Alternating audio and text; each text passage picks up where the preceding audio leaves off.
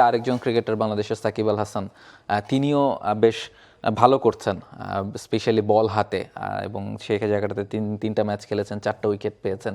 এবং সবচেয়ে ইম্পর্টেন্ট যে জায়গাটা সাকিব আল হাসানের ক্ষেত্রে আমরা তার পুরো ক্যারিয়ার জুড়েই বলেছি যে তিনি ইকোনমিক্যাল, সবসময় রান খরচ করতে চান না। সেটাই আমরা দেখেছি যে এখন পর্যন্ত তার এলপিএল ইকোনমিটা 6.44 ওভার প্রতি 6.5 রানের মতো করে তিনি খরচ করছেন। সো সেই যে ইকোনমির জায়গাটা বা তার যে সবচেয়ে বড় ইউনিকনেস সেটা এখনও তার আছে। মানে এটা কি অবাক করে কিনা খানিকটা, যে মানে এখন তো সেভাবে তিনি খেলায় নাই। আপনি ফ্র্যাঞ্চাইজি লিগ যতই খেলেন, সেটা তো আপনি সারা বছর খেলায় থাকা বলে না। আপনি যখন ন্যাশনাল টিমের হয়ে খেলবেন তখন হয়তো আপনি নিয়মিত ক্যাম্প করছেন, প্র্যাকটিস করছেন, জিম করছেন, বাট ইন্ডিভিজুয়ালি আপনি নিজেকে কতক্ষণ মোটিভেট করবেন যে আমার 2 মাস পরে একটা ফ্র্যাঞ্চাইজি লিগ আছে, আমি এখন থেকে রেডি হই। সেই মোটিভেশনের জায়গাটায় আসাও তো ডিফিকাল্ট। সো সেই জায়গাটা থেকে তিনি যেভাবে এখনো বোলিংটা করে যাচ্ছেন, খানিকটা অবাক হন কিনা? বসুন্ধরা টিস্যু, অশুদ্ধতার বিরুদ্ধে এক বিন্দুও ছাড় নয়। এবং তিনি যখনই মাঠে নামেন তখনই রেকর্ড বুক নিয়ে একটু নাড়াচাড়া করেন। কিছুদিন আগেও করলেন। সেটা হচ্ছে তার মানে সর্বোচ্চ টি-20তে আপনি যদি মানে মেডেন প্রাপ্তির জায়গাটাতে দেখেন তাহলে তিনি সেকেন্ড পজিশনে রয়েছেন, টপে হচ্ছে সুনীল নারিন আছেন। সো সেই দিনও একটা মেডেন ওভার নিলেন, 4 ওভার 1টা মেডেন, মাত্র 12 রানের খরচায় উইকেট পেয়েছেন। So that was outstanding.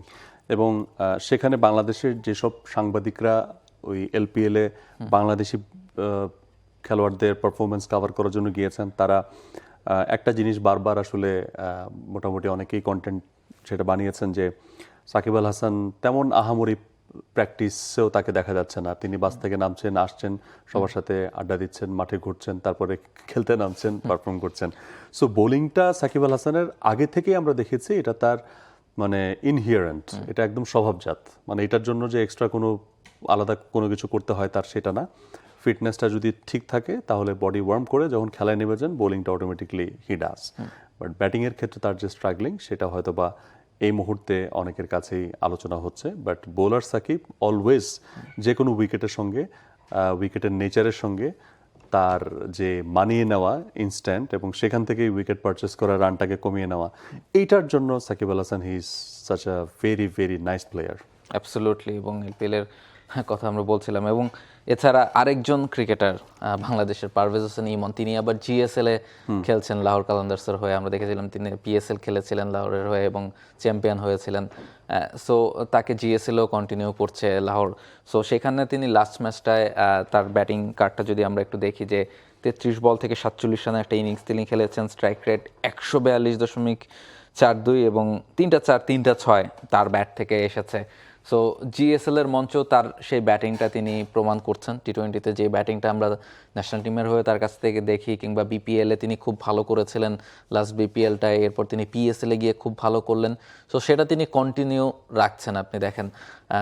So Parvez Hossain Emon আমার কাছে মনে হয় যে ফ্র্যাঞ্চাইজি ক্রিকেটে আমরা অনেক ক্রিকেটারকেই কিন্তু সাকিব মুস্তাফিজ বাদে ফ্র্যাঞ্চাইজি ক্রিকেটে খেলতে দেখি। তারা বিভিন্ন সময় ডাক পান, কখনো হয়তো বা 2টা ম্যাচ 3টা ম্যাচ খেলেন, কিন্তু নিয়মিত খেলার সুযোগ পান না, টানা পুরো টুর্নামেন্ট খেলার সুযোগ পান না। পারভেজ হোসেন ইমন সেই সুযোগটা পেয়েছেন এবং তিনি সেটা আদায় করে নিচ্ছেন, যে না আমাকে ম্যাচ খেলাতে হবে, তিনি সেটা পারফরমেন্স দিয়ে সেটা আদায় করে নিয়েছেন। এবং দেখেন লাহোর কালান্দার্স জিএসএলও তাকে নিয়ে গেছে এবং সেখানেও তিনি পারফর্ম করলেন।